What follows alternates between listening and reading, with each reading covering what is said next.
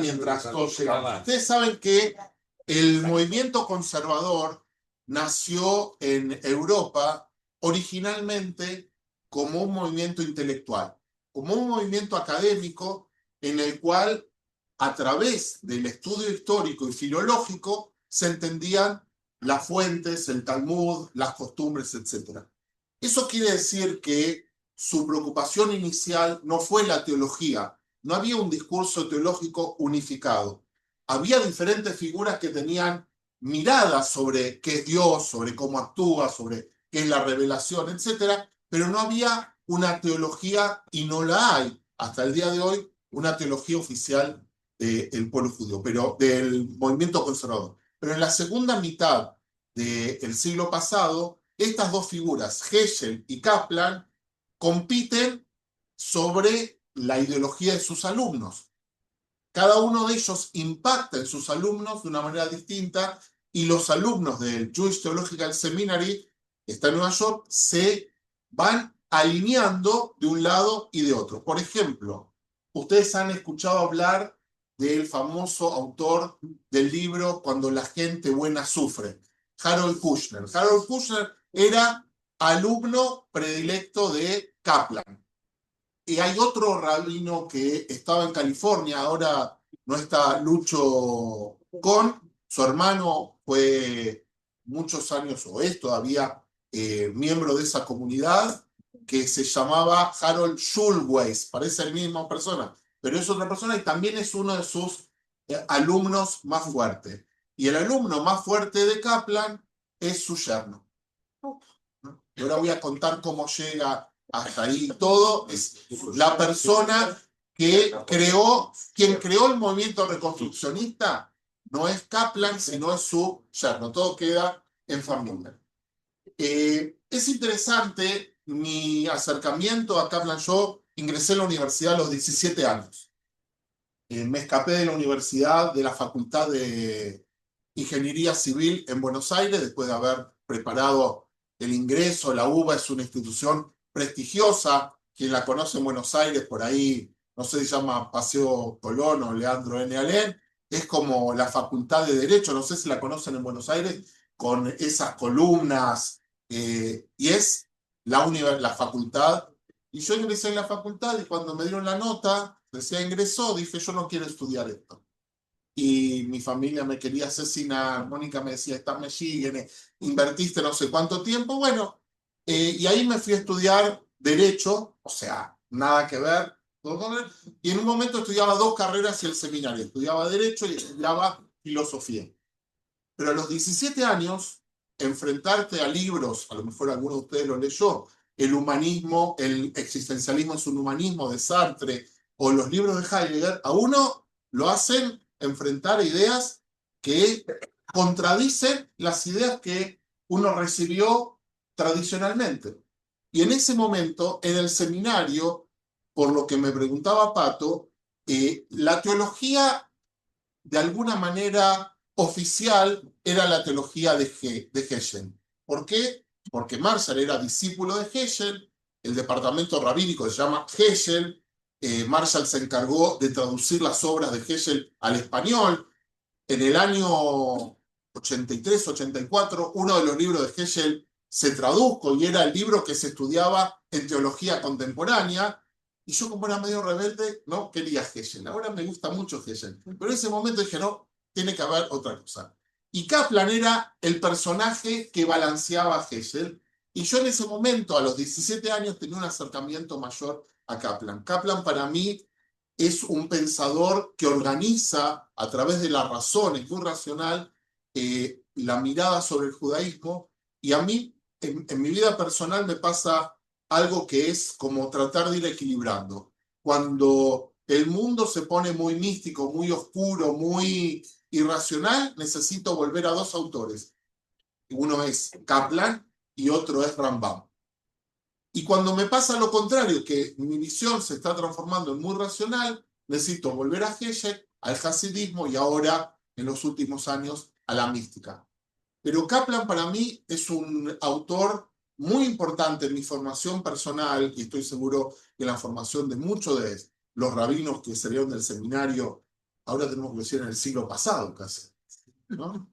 Que en definitiva moldeó nuestra mirada. Es una persona con una rigurosidad intelectual, con una exigencia de honestidad intelectual, que vale la pena estudiarlo, aun cuando uno diga, no estoy de acuerdo con lo que él dice. Uno puede no estar de acuerdo, pero no es una persona con la que uno dice, me está vendiendo algo que no cree, sino es riguroso, es exigente y es de alguna manera lapidario. Yo quiero compartir un poquito de su biografía para entender de quién estamos hablando y, como hablaba con Eddie esta mañana, por qué llegó a Estados Unidos y por qué él tiene una mirada tan estricta sobre la ética.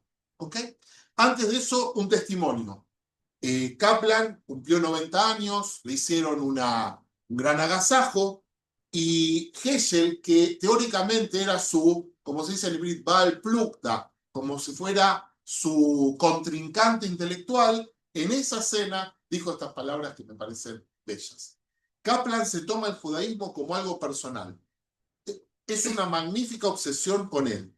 Tengo la sospecha de que si, así como los místicos de antaño solían quedarse despiertos a la medianoche, preocupándose por la Shejiná, haciendo algo que se llama Tikkun Hatzot, es una meditación que se hace a la medianoche, él se queda despierto a la medianoche haciendo Tikkun Hatzot y preocupándose por el pueblo judío. O sea, la preocupación de Kaplan es el pueblo judío en su conjunto. Por eso el nombre que el movimiento de él tiene es reconstruccionismo, que hay que reconstruir la vida judía, el pueblo judío, la comunidad. Bien, esta es su figura, 1881-1983. Dicen que hasta gran avanzado su edad, hasta los 102 años, ponía tefilín. Eso es parte de la mitología que hay alrededor de él. Y la breve biografía, muy breve, como bien decía Robbie y Pato, él nació en Lituania. Lituania es el centro del talmudismo, de lo racional, de lo frío en algún sentido. Él se formó con algo que muchos de ustedes habrán escuchado, que es el movimiento Musar. El movimiento Musar está inspirado por un rabino que se llama Israel Salanter, que lo que enseña es que uno tiene que perfeccionar sus midot, perfeccionar sus cualidades, templar su alma, trabajar en su interior. Él está inspirado por ese movimiento a tal punto que, si se acuerdan, el año pasado vimos la introducción a un libro que se llama Mesilat Yesharim de Luzzatto. Él lo tradujo al inglés. Es una cosa extraña. Kaplan tradujo ese libro al inglés. El padre de Kaplan es una persona muy importante, se llama Israel Kaplan, y estudió en la famosa Yeshiva de Bolosín. La Yeshiva de Bolosín es una yeshiva que viene de la mano del Gaón de Vilna, un gran rabino que se opuso al hasidismo, y su padre se ordenó en esa yeshiva. En esa yeshiva, para que tengamos idea, fue formado el Rav Kook también. En esa yeshiva, a diferencia de otras yeshivot, durante el día se estudiaba el Limudei Kodesh, estudios sagrados, y por la noche se estudiaba matemática, astronomía, ciencia, y los libros de Newton y otras cosas se tradujeron al ibrit en ese clima cultural. O sea, exponían a los alumnos no solo a una experiencia avanzada en términos de estudios judaicos, sino también de la ciencia contemporánea. De ahí salieron grandes maestros. Ustedes conocen la Universidad de Barilán. Bueno, el nombre de la Universidad de Barilán tiene que ver con uno de los grandes maestros de la Yeshiva de Bolosín. ¿Nació en Vilma? Nació en, no sé si en Vilna o en Kaunas, me parece, no sé en qué ciudad. En Lituania en general. ¿Sí? ¿Por qué emigra a Estados Unidos? Su padre no tiene una comunidad fija, su padre se dedica a varias cosas a la vez, es muy amigo del fundador del movimiento Mizrahi, de Hapoel Mizrahi. El movimiento Hapoel Mizrahi es un movimiento que une el judaísmo tradicional con la tarea. Uno de los lemas es Torah va'avodá, Torah y trabajo. ¿Sí? Nosotros escuchamos ahora como que parece que Torah y trabajo están separados. El movimiento Mizrahi, su principio Mizrahi es los Poalim, así como está Apoel, los Poalei de izquierda, estos Mizrahi son Poalim, que son personas observantes. Y él crece en ese clima intelectual. El padre consigue ir a Estados Unidos contratado por un gran rabino allí que había tenido un problema con kashrut. ¿Le suena? Había en Estados Unidos en varias oportunidades hay problemas con kashrut. Uno de los problemas que había era que empezaba a llegar la gente de Europa y decían, yo soy yohet, y se ponía a hacer yejitá y nadie tenía certificación de que lo que estaban haciendo era correcto. Entonces, hay un famoso rabino que quiere solucionar eso. También hay otra historia con la mafia italiana y kashrut. ¿Sí? ¿Por qué? Porque no había un sistema de certificación. Entonces, como seguramente en Nueva York el consumo de carne kasher en esa época era apetecible, bueno, también a veces hay corrupción que se sube a esas cosas. Entonces, al padre lo trajeron con un grupo de rabinos expertos, con títulos impecables de rabanim, de grandes yeshivot, para solucionar eso. El gran rabino de ese momento lo que dice es, vamos a cobrar por cada pollo por cada pollo, por si no me entendieron, medio penny. O sea, van a incrementar el precio del pollo, medio penny, cada pollo va a tener una etiqueta y van a saber que es kasher. Algunos lo visualizaron como el impuesto que le cobraban a los judíos en Europa. Y algunos se enojaron. Y algunos dijeron que eso también trajo corrupción. Entonces el padre Kaplan se fue de eso porque era una persona muy estricta con sus valores y Kaplan se educa en ese contexto, el contexto donde la observancia tiene que ser también ética. Es muy importante para su visión futura. No puede haber una contradicción entre lo que uno reza, lo que uno dice y lo que uno hace. ¿Sí? Y es algo que él lo vivió de chiquito y lo fue marcando durante toda la vida. Cuando vivían en Lituania, el padre viajaba por muchos lados. Un año él estuvo en París con su madre y sus hermanas y después se reunieron otra vez en Nueva York y en Nueva York él estudiaba con su padre también. Es interesante dónde estudió Mordechai Kaplan. Mordechai Kaplan se fue a los 8 años. A los 8 años a París. Es muy interesante dónde estudió. Kaplan, ustedes, si conocen Nueva York, la calle Broadway tiene al final, en la 180, 103, no sé, está Columbia y un poquito más allá, el Jewish Theological Seminary. Están casi juntos cuando el metro empieza a cambiar. El seminario rabínico, que es este, está al lado y muchas veces tienen un programa de doble titulación. Los chicos pueden estudiar en los dos lugares y pagan solo en uno, que es una gran ventaja. Pero lo que nadie sabe es que Mordechai Kaplan empezó estudiando en el seminario que hoy se llama Yeshiva University. O sea, un seminario de corte ortodoxo. ¿Por qué? Y esto es algo muy importante de entender. El movimiento conservador, cuando se fundó, se veía a sí mismo como una neortodoxia. No se veía como un movimiento aparte, se veía como un movimiento desarrollo interno. Con el tiempo se fueron separando los movimientos. Ahora parecerían ser en algunas cosas casi como si fuéramos dos pueblos separados, pero cuando en fin de 1800 estaban unidos. A tal punto que Yeshiva University, el Seminario Teológico de Nueva York, hicieron muchos intentos en unirse por temas presupuestarios, por temas de faculty, porque no había posibilidad de tener muchos seminarios, pero cuando Mordechai Kaplan ya empieza a ser famoso, él fue uno de los escollos. A tal punto que hay documentos que dicen, nos uniríamos sí o sí, no está Mordechai Kaplan. Fíjense qué fuerte que fue su figura. ¿Por qué fue fuerte? Ahora voy a contar dónde estaba su influencia. Él tiene un máster en Columbia en 1902. Imagínense, para este parque es el parque que hace unos meses estuvo ocupado. ¿Eh? El mismo lugar es. Perdón, ¿ese edificio no es la biblioteca de Colombia? Puede ser. Pero es uno de los que está ahí cerca donde tu hermano hizo el cumpleaños.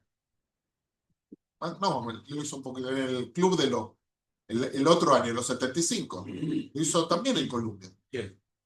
Tu hermano. El cumpleaños, pero el edificio que está afuera. Bien, este es el Studio Geological Seminary que está en una esquina. Ahí tiene su primera asmajá. ¿Por qué digo su primera asmajá? Porque, como dije antes, Mordechai Kaplan va a trabajar a comunidades ortodoxas. Y para ir a comunidades ortodoxas, ¿qué necesitaba? Una asmajá ortodoxa. Cuando se va de luna de miel con su esposa, los rabinos que ordenaron a su padre le dieron una asmajá. Y eso fue lo que lo habilitó a ir a las otras comunidades que si no, no hubiera podido ir. Por eso... Perdón. Dices Sí. asmajá, ahí dice asjamá. Bueno, ¿Qué es? asmajá es la ordenación rabínica. No, pero ahí dice Asjama. Sí, está mal escrito. Está en chino en la traducción de. Sí, está mal leído. Ahí está. Antes se decía semijá, muchas veces se decía semijá. Lo semijá quiere decir colcha, manta. Entonces, en hebreo contemporáneo mejor se dice asmajá. La diferencia básica de la asmajá en el Jewish Geological Seminary tiene que ver con tomar cursos, con estudiar filología, con estudiar historia crítica del Talmud, que no son las habilidades tradicionales que se estudian en una yeshiva. Pero él ya había estudiado en yeshiva antes, entonces tiene su título de rabino.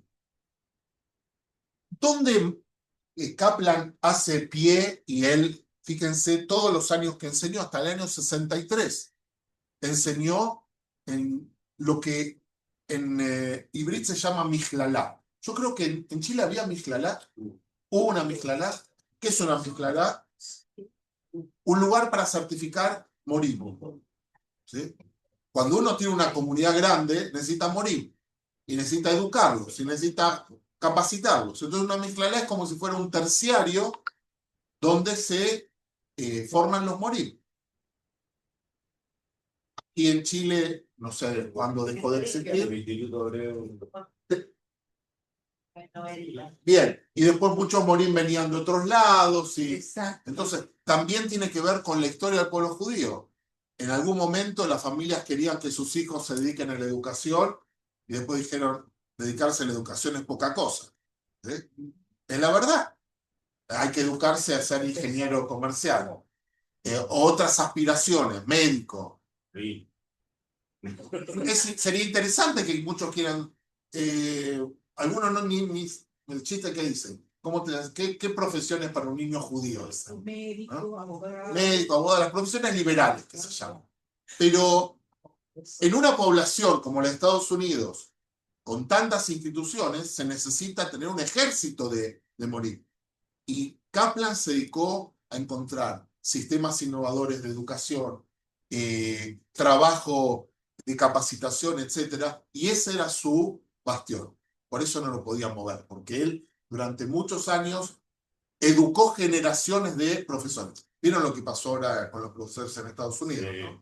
Que rechazaron algo que hace muchos años están no los judíos, sino la unión de profesores. Entonces, eso es muy importante entender. O sea, Kaplan, parte de su historia es ser educador. ¿Por qué? Porque la educación es la herramienta de transformación de una sociedad.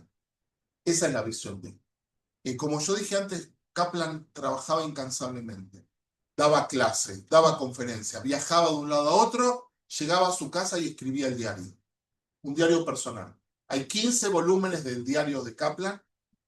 Por suerte, uno de sus discípulos está recopilando, sacando algunas cosas que son más privadas, muchas veces ocurren, y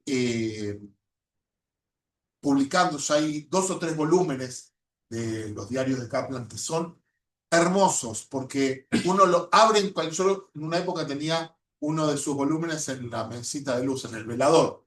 ¿Velador? ¿Sí? Sí. Entonces, antes de dormir, me abría en cualquier página y lo increíble era que eran discusiones de ahora. Y dice, 1935, en el board del seminario discutimos cuál tiene que ser el costo del estudio. Y él dice, estos son tontos, en los otros seminarios les pagan a los chicos para estudiar, y nosotros estamos discutiendo cuánto es el costo. ¿Se entiende? Las mismas discusiones que hay ahora, exactamente lo mismo. Estamos hablando de casi 90 años atrás. Entonces, Kaplan tiene esa cosa. Es profesor, es intelectual, es conferencista y escribe el diario. El diario, para mí, hoy es una fuente de conocimiento de lo que pasaba alrededor también. Y voy a mostrar una de las entradas del diario. Bien, en 1918 va a trabajar al Jewish Center. El Jewish Center es una institución ortodoxa. Él trabajó antes en una comunidad llamada Yeshurun también. Este Jewish Center, ya el nombre ya no se llama sinagoga. Esa sinagoga de Yeshurun, a comienzos de 1900, Sí. es la misma donde... No, no es Bnei Yeshurun, es Keilat Yeshurun, si no me equivoco. No es Bnei que Yeshurun. también estaba en... En el upper, en la- sí, también están todos ahí arriba. Él empieza ahí, no como único rabino, sino como un equipo de rabinos.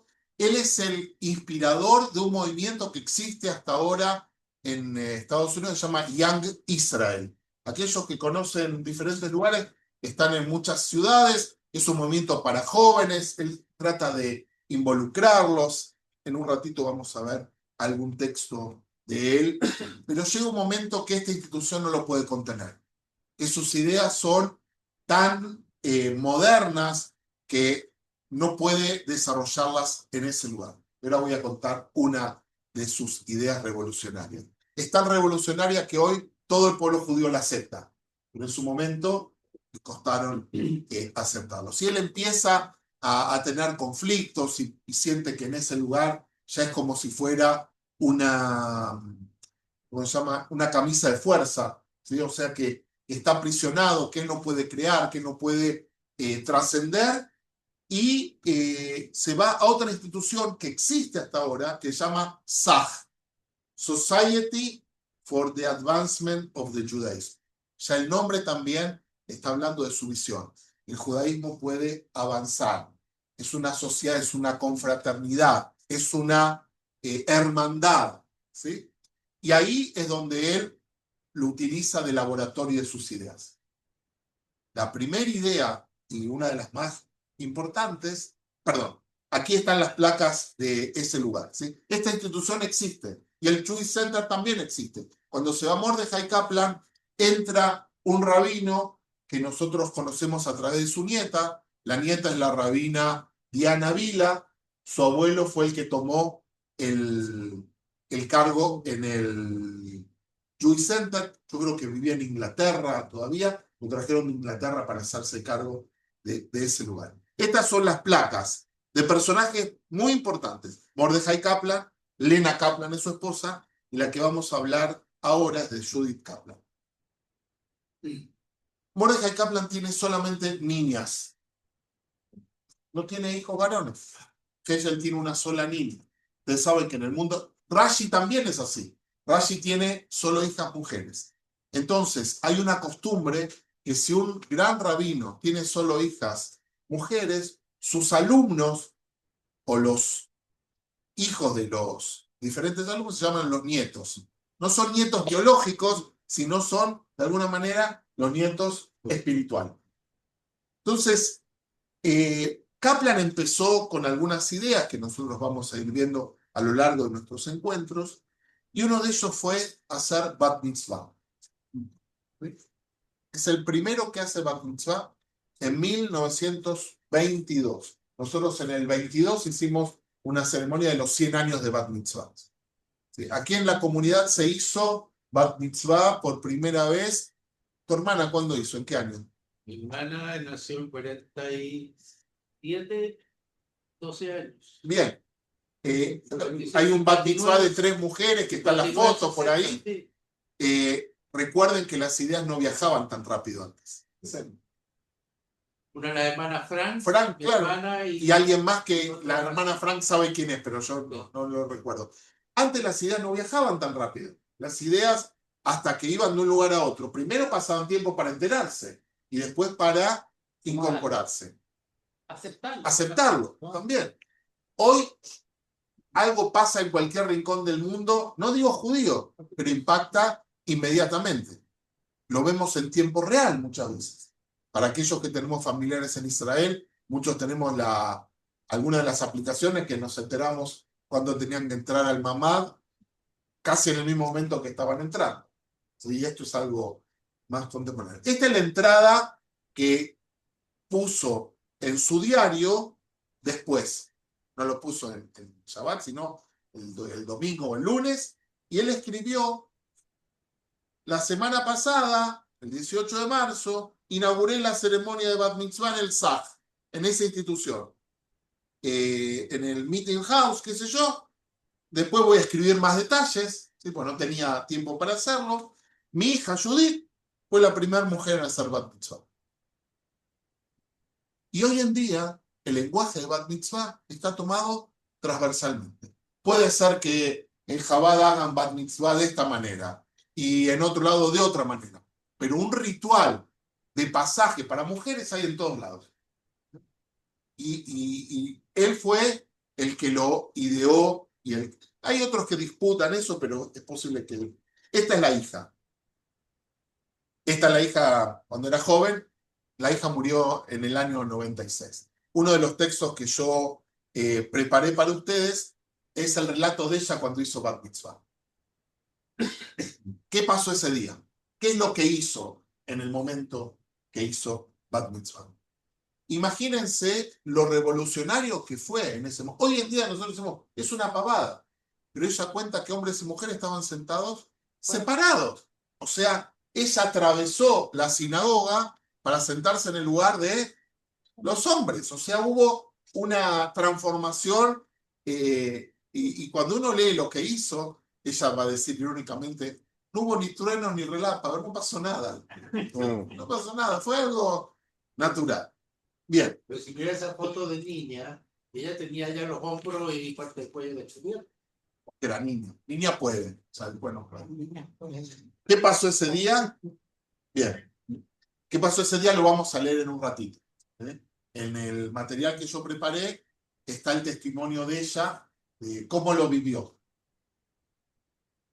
Una de las preguntas importantes de Kaplan es: ¿qué es el judaísmo? Y es una pregunta que nosotros nos hacemos. Es una pregunta que nuestros antepasados, de acuerdo al tiempo que estamos hablando, no se hacían. ¿Cuándo empezó esa pregunta? Cuando los judíos salieron de los guetos y se tuvieron que participar de la corriente de la sociedad abierta. Antes no había esa pregunta. ¿Por qué? Porque los judíos estamos separados.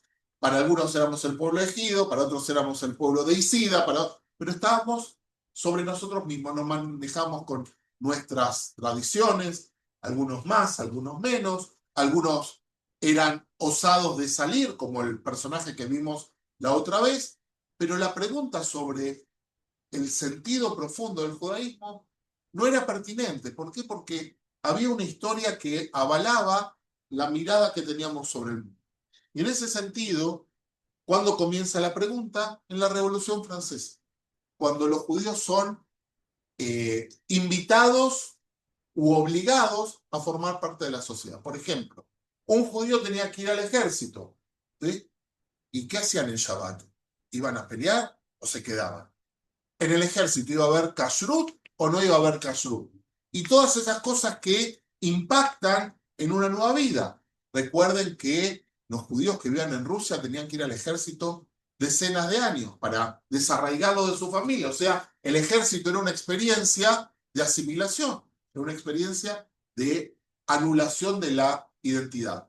Recuerden, yo algunos Shabbatot atrás conté lo que hizo Napoleón. Napoleón, cuando vuelve de Alsacia se encuentra con algunos ciudadanos de su tierra y le protestan contra los judíos. Entre otras cosas le protestan porque tenían que devolverle lo que los judíos le habían prestado. Entonces, lo mejor que es decir, no vale, estos son usureros, esto y lo otro, para condonar las deudas. Entonces Napoleón, que entiende que ahí hay un conflicto, una de las cosas que hace es llamar al Sanedrín de París. Yo hablé en varias oportunidades de este tema. Llama al Sanedrín de notables y Napoleón tiene una actitud de alguna manera ambivalente. Los judíos lo llamaban el Mesías, porque abría las puertas del gueto. En Italia, donde ustedes saben que el primer gueto es de Italia, ¿sí? La palabra gueto viene de Italia, algunos dicen la fundición, quiere decir, hay varias historias sobre eso. La calle del gueto, los judíos cuando salen le ponen Vía Libertà. ¿Por qué? Porque habían salido de esos lugares. Napoleón lo que hace es poner al mando del Sanedrín de París a un famoso antisemita. Este ejercicio podríamos hacerlo con... ¿A quién pondríamos acá como famoso? No lo digan, por favor. Pero es como si pusieran eso, y el Sanedrín de París era como para acercarlos, ¿no? Y preguntas como la idea de la famosa doble lealtad empieza ahí. Porque antes los judíos eran súbditos de los reyes, tenían leyes particulares y no tenían estas preguntas. Entonces la pregunta acerca de qué es el judaísmo empieza ahí. Y es ahí donde empiezan las primeras manifestaciones. El primer movimiento que se forma como tal religioso es el movimiento reformista, porque son los que dicen, ya somos ciudadanos, ya no formamos parte de un pueblo discriminado, tenemos que ser como nuestros hermanos franceses, alemanes, lo que sea, y hay algunos que tienen ideas maravillosas, por ejemplo, ya no somos parte de un pueblo, ahora somos franceses de fe mosaica, o somos alemanes de fe mosaica. Y ya que somos alemanes de fe mosaica o franceses de fe mosaica, ¿por qué no pasamos el Shabbat al día que todos descansan? En vez de descansar el Shabbat, descansemos el domingo. Cuando uno lo lee con el diario después dice, estos están todos locos. Hay que entender, los rabinos que participaban de estas conversaciones, lo que querían hacer era todavía sostener al pueblo judío, que el pueblo judío no termine diluyéndose.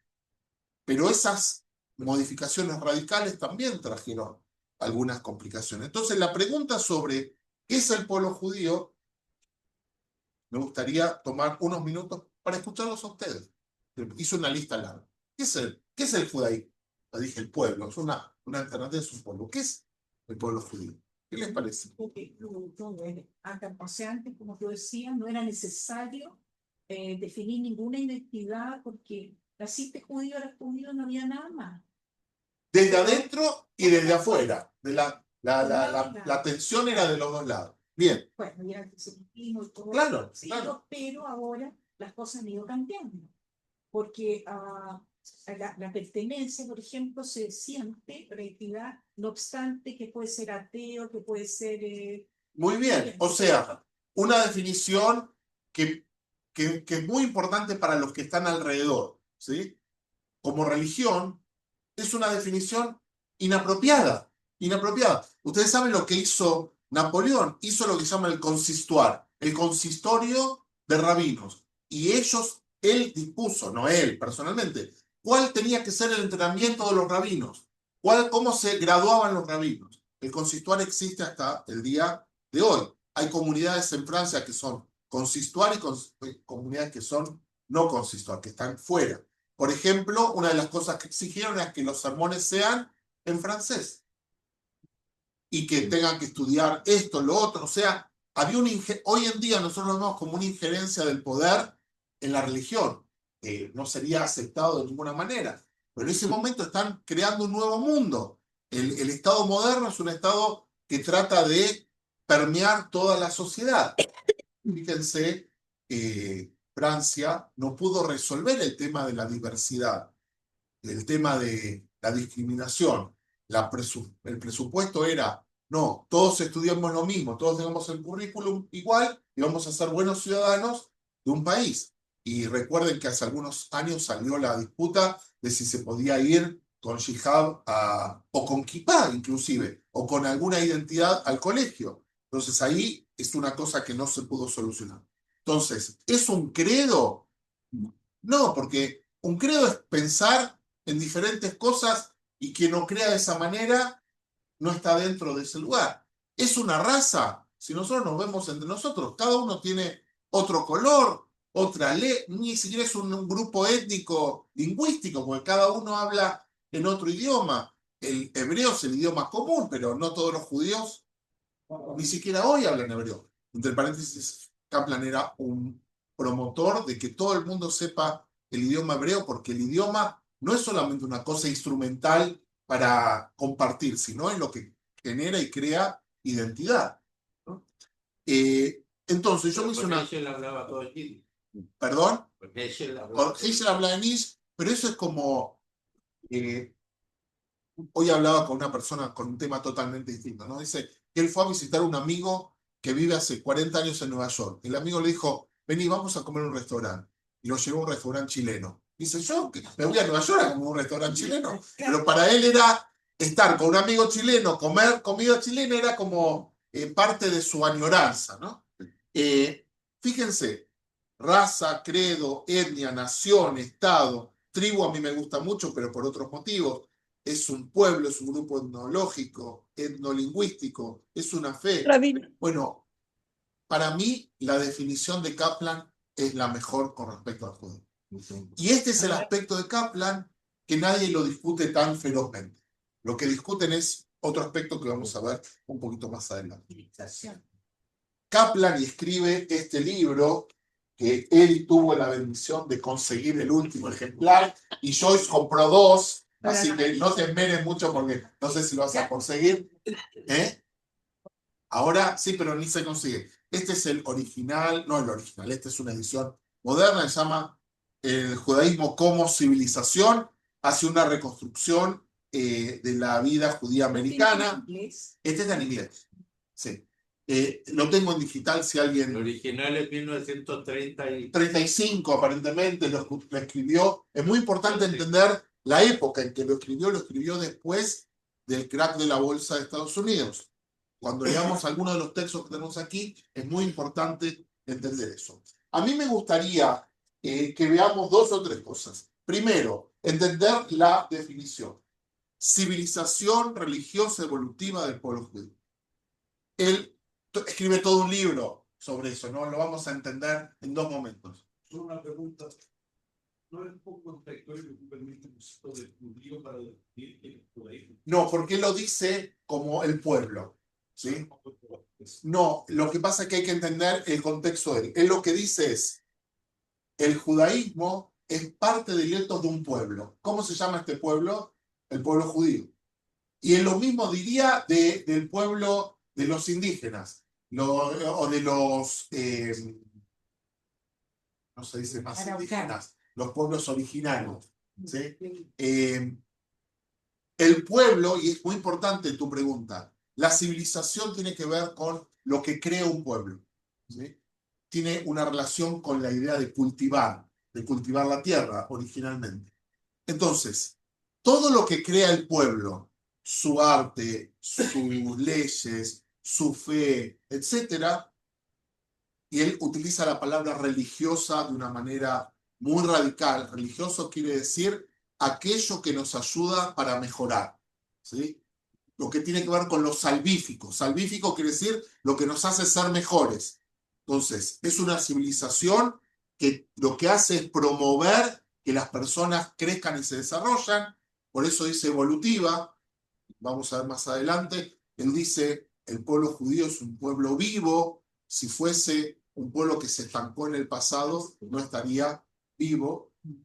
Todos los cuerpos vivos evolucionan y por eso dice el pueblo judío. Es el pueblo el que le da la visión de lo anterior. No se hace solo, no se hace sin las personas, se hace a través, y no es una cosa consciente, es a través de un proceso milenario. No es algo que alguien se levanta y dice, bueno, hoy voy a escribir la Torá. No, es importante decirlo.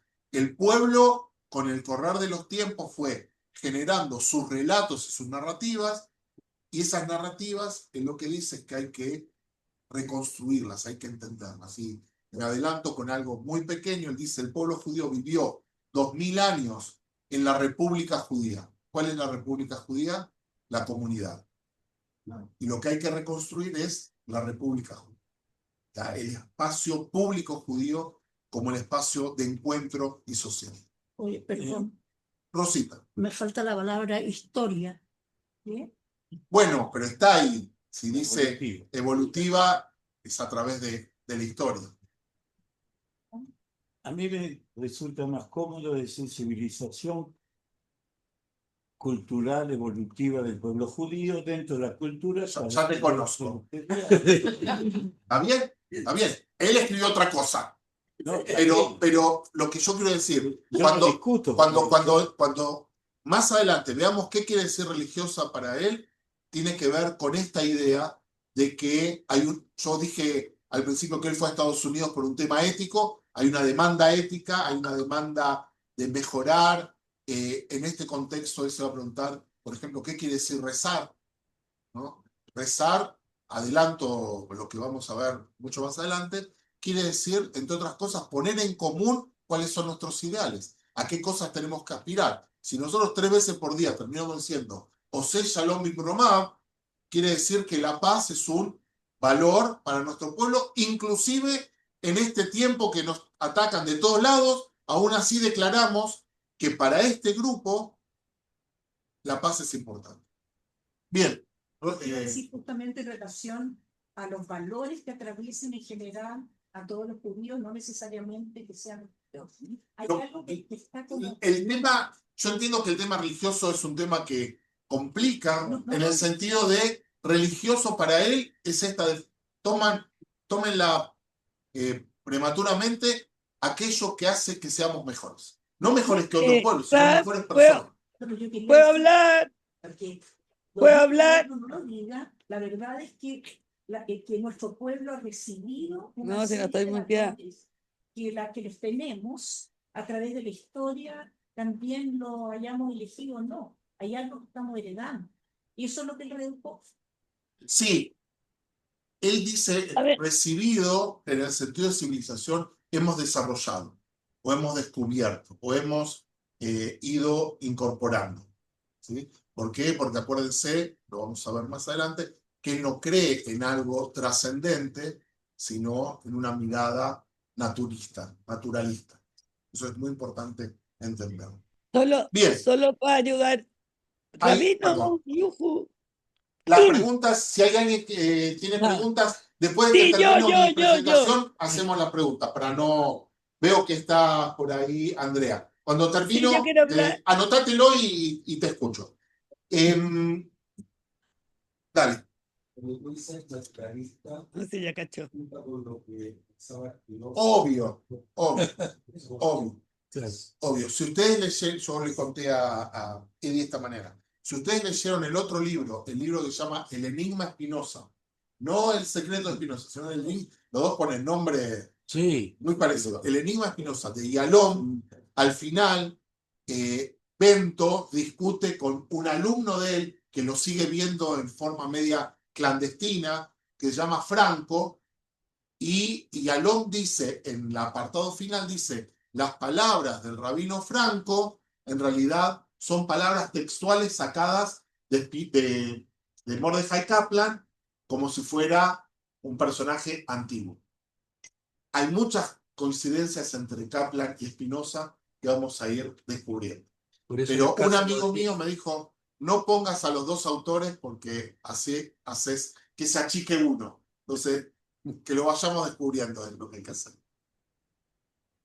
No, que hablaste de Spinoza el año pasado y ahora... Aparece otra vez. Bien, lo que resta para mí en la clase es que leamos algunos de los textos. Yo no tengo para todos, pero tengo bastante.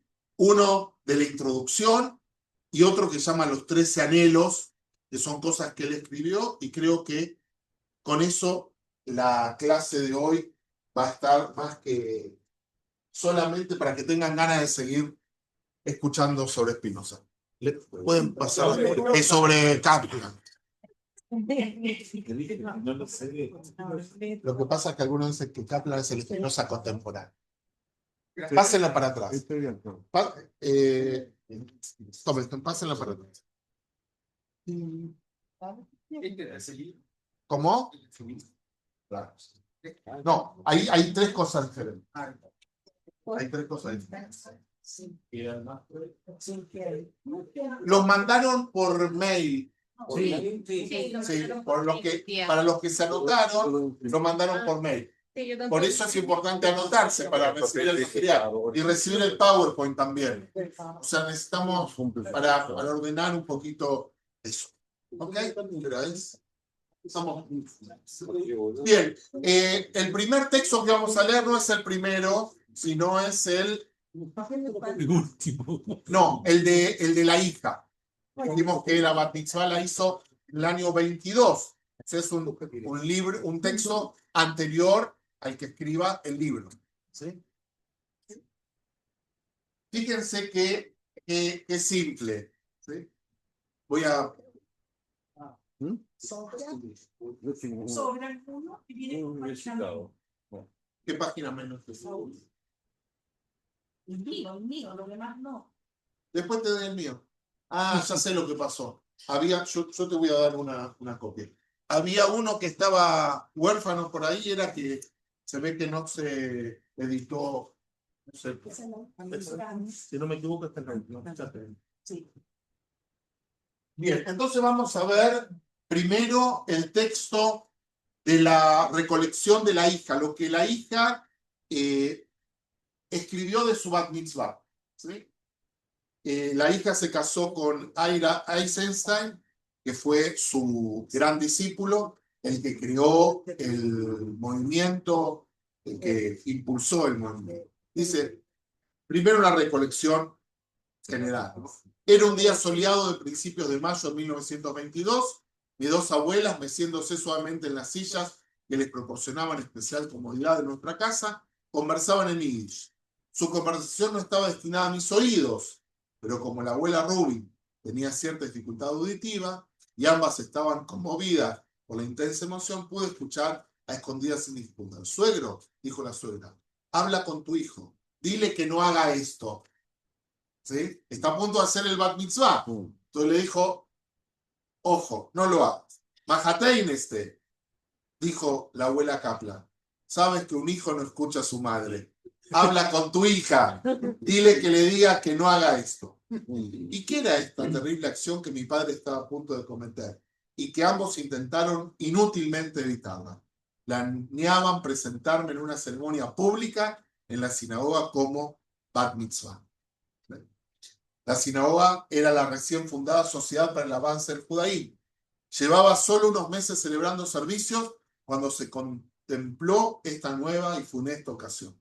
Yo estaba a medio camino entre mi 12º y 13º cumpleaños, cuando cumplí 12, la edad en que la ley judía reconoce a una niña como mujer sujeta a los mandamientos. No había ninguna sinagoga donde se pudiera celebrar tal ceremonia.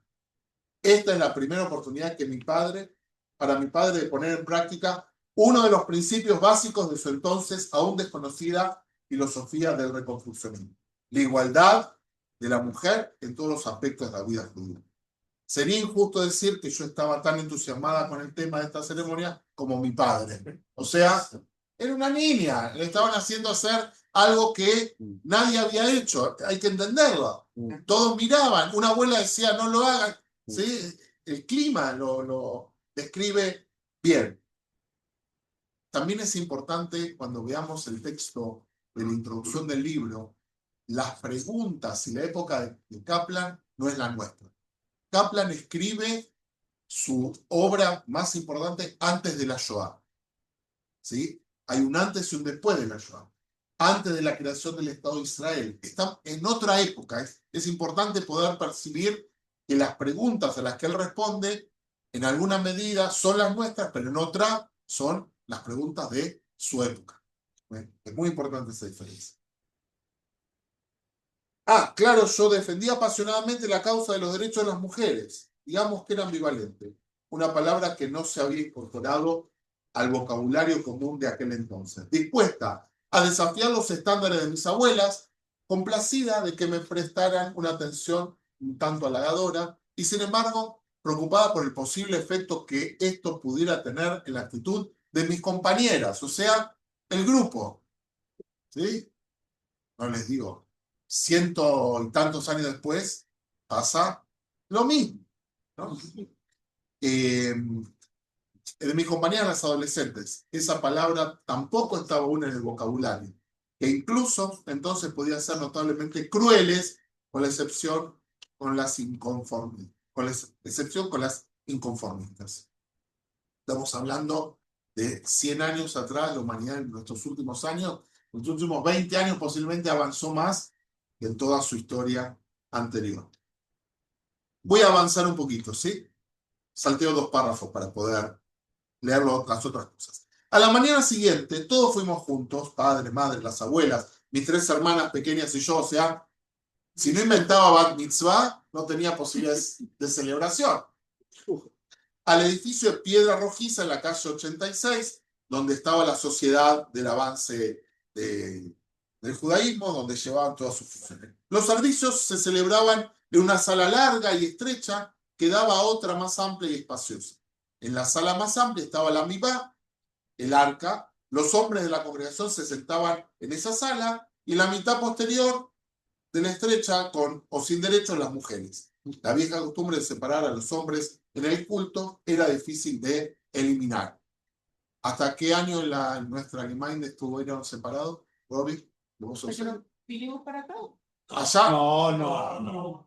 ¿Allá? Por lo menos en los años 60. No. Portugal también está. Las mujeres estaban de costado arriba hasta cuando. Y la parte de ahí, está el hombre abajo, el mujer al lado. De ahí para Es atrás. interesante. Vos sabés que ahora en Israel hay sinagogas pequeñas de gente tradicionalista que tiene 3 secciones. Hombres, mujeres y todos juntos. Es muy interesante eso. No, que así lo hicieron porque la parte de las butacas eran de abajo. Las cómodas eran para los hombres. No, esa abajo, para guardar los libros, ya tenían placas, Claro. tenían dueño.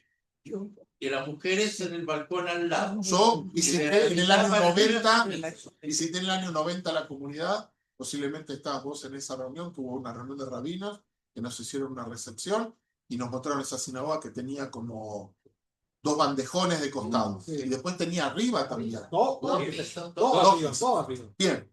A la mañana siguiente, o el Shalif, la primera parte de mi propia experiencia fue sentarme en la sala de los hombres, lejos de la acogedora protección de mi madre y mis hermanas. El servicio continuó como de costumbre, con Shaharí, la lectura de la Torá, y ahí me indicaron que me acercara a un lugar más abajo.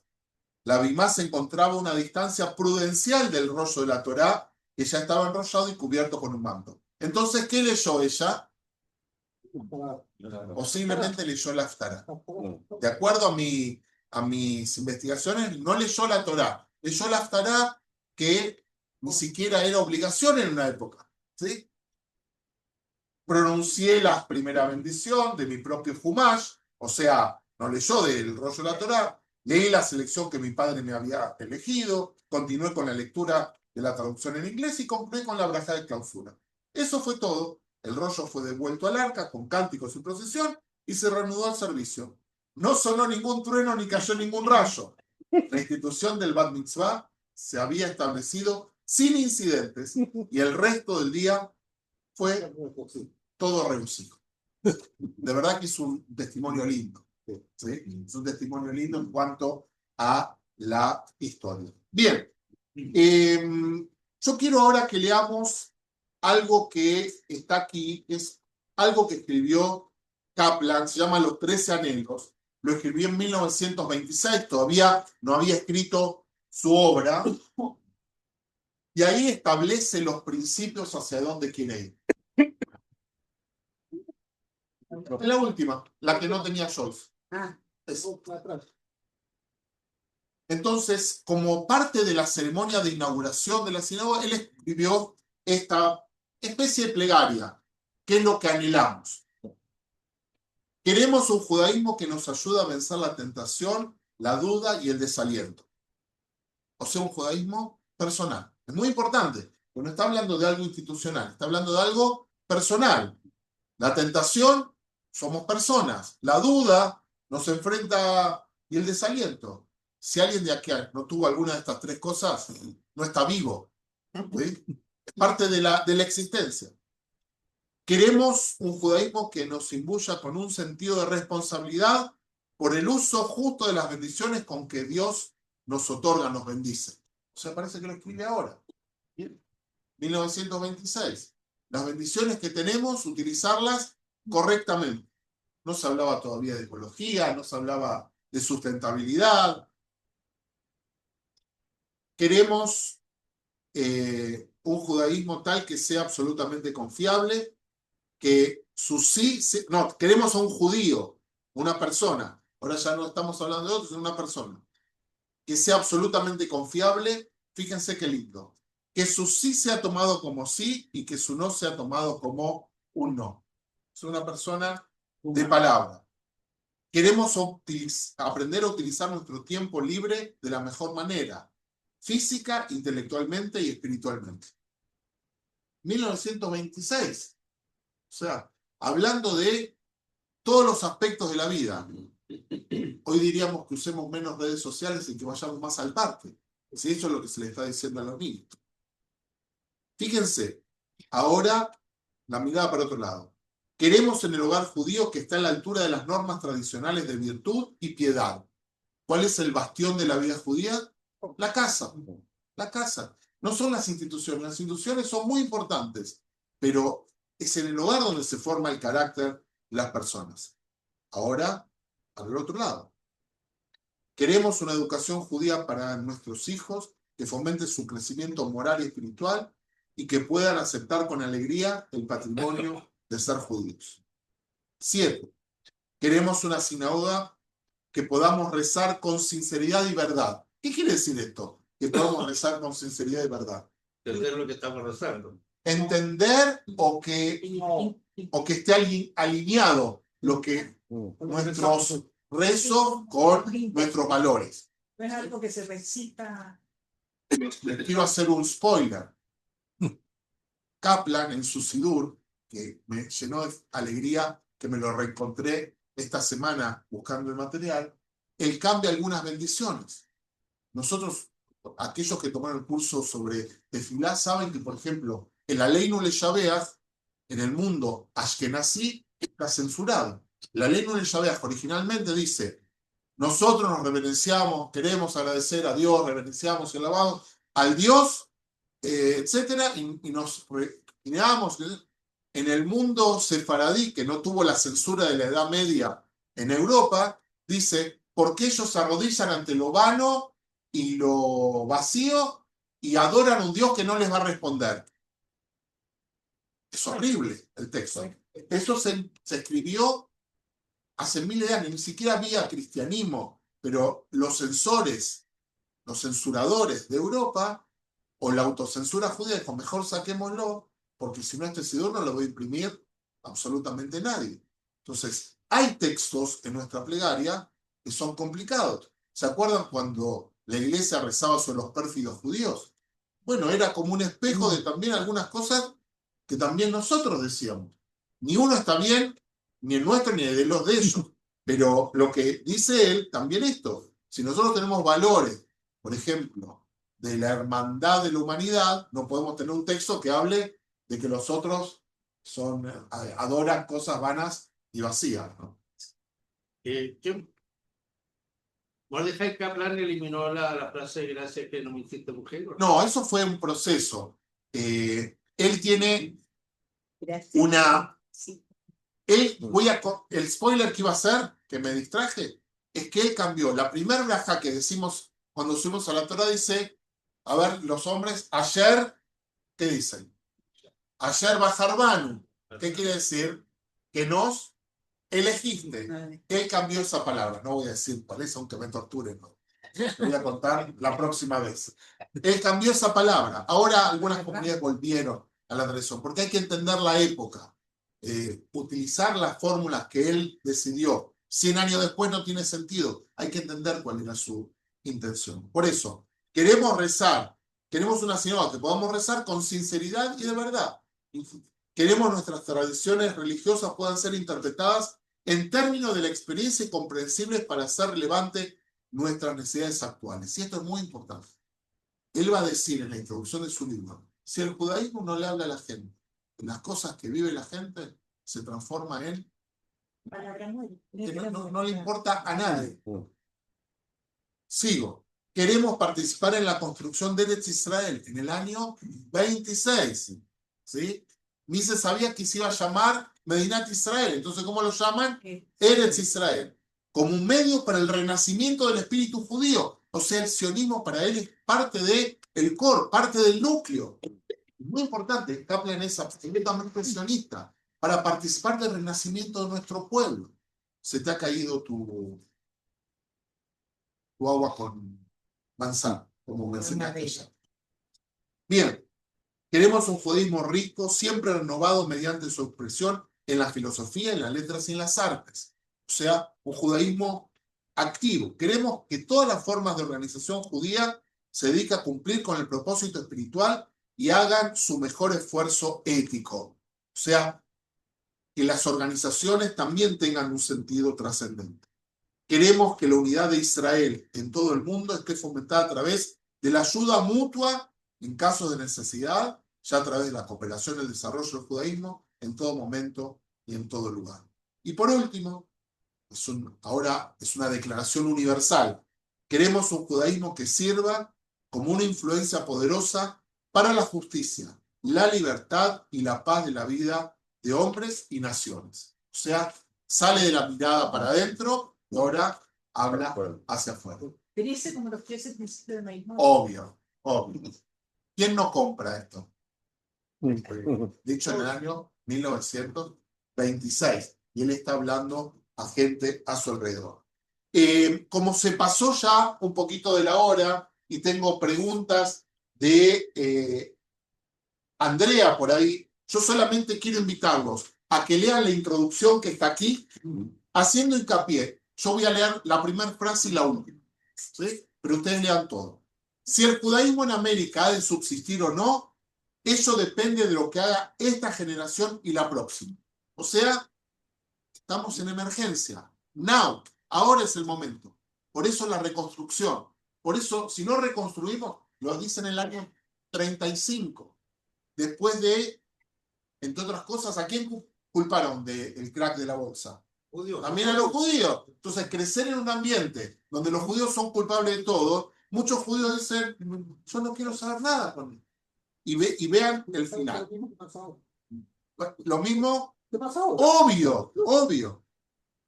Él habla, esboza la civilización. En su libro discute contra los dos movimientos más importantes de su época, que no son el de él, que son el reformismo, que había declarado que ya no nos sentimos parte de un pueblo, en una de las plataformas famosas de los reformistas. Ya los reformistas cambiaron en el año 2004, si no me equivoco. Esa era una de las plataformas de Pittsburgh o de alguna de esas. Después hicieron una plataforma en Miami que cambian totalmente. Y la otra es contra la ortodoxia radical. Recuerde que cuando Herzl quiere hacer, entre otros lugares, el primer congreso judío en Múnich, son los rabinos, tanto ortodoxos como reformistas, que le dicen acá no, y le inciten a las autoridades locales que no le dejen hacer el congreso. Y lo hacen en Basilea, que es una comunidadcita, porque es el único lugar que encuentran para hacerlo. Entonces, quiero leer el último párrafo y después damos lugares a la pregunta.